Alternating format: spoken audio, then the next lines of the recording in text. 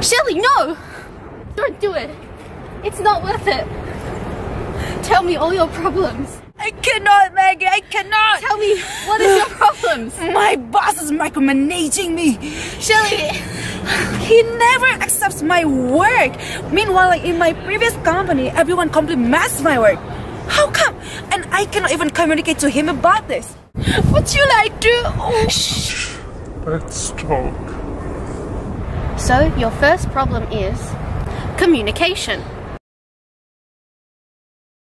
I think that the communication between you and George is really not effective. It seems that you lack clear and detailed information to do your job well. And this can also lead to a lack of commitment, and you probably are feeling really uncertain about your work, Shelley. Oh, and one more thing, Shell. Really, you shouldn't use any negative language or such strong language like calling your boss a micromanager. It's not a good idea. So Shelley, let me give you some advice, okay? I think that you need to create a constructed communication plan and communicate more information to George. You should use some communication techniques like ask George some open-ended questions, see what kind of results George wants to see, and then that can help you with completing your tasks. And whenever you hear advice from George, Shelley, you can also try and rethink it and see what's the real meaning of that advice and what's actually the clear message behind the words. And Shelley, one more thing, you really need to be more of an active listener.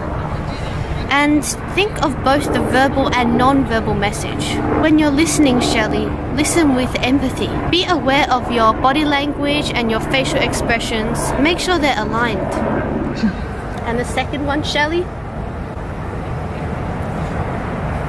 Power and politics. So, George, he's the CEO. He has a lot of power. And so he may be kind of biased in the way he sees you and your work, Shelley, always focusing on the negative things. And he probably thinks that, well, in his eyes, you're not very capable enough and you don't have his legitimacy and his recognition. So, Shelley, let me give you some suggestions, okay? I think that you should make a list of the resources you have, you know, the different types of powers that you have, Shelley. And also, for example, you're really good at marketing, right? You have a lot of ideas, skills. So I think that you should, you know, focus on what skills you have. And also, you're friends with Pete, right? The chairman of the board. Yeah, exactly. I know him. So since he's the chairman, you can probably, you know, build up your network. That can also be a power. You're right. I know. And also, you should map out your stakeholders at work. So who's in the company, and George, what his power is, what your power is, this kind of thing. And another thing, Shelley, I would say is that you can also, well, it's really important you have a good relationship with George. So probably you should invest more in that relationship. You can probably gain his trust, maybe do a few things his way first, and then in the long run you can input your own ideas more. Okay. Yeah, so perhaps that will give you more freedom in the future. But you say that I need self-awareness. What do you mean? And the third one, self-awareness. Both you and George lack self-awareness, not just you.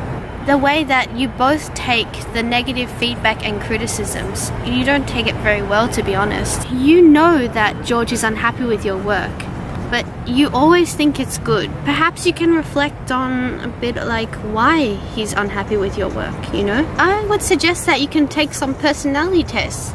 The Big 5 personality test, the Dark Triad one, and just get a better understanding of yourself. And I would also suggest that you get feedback from others and also that you triangulate your self-awareness, Shelley. So, do you understand what I'm trying to say, Shell? Do you get my advice? What do you think of it? Yeah, it was... Yeah, but like... That's some good advice.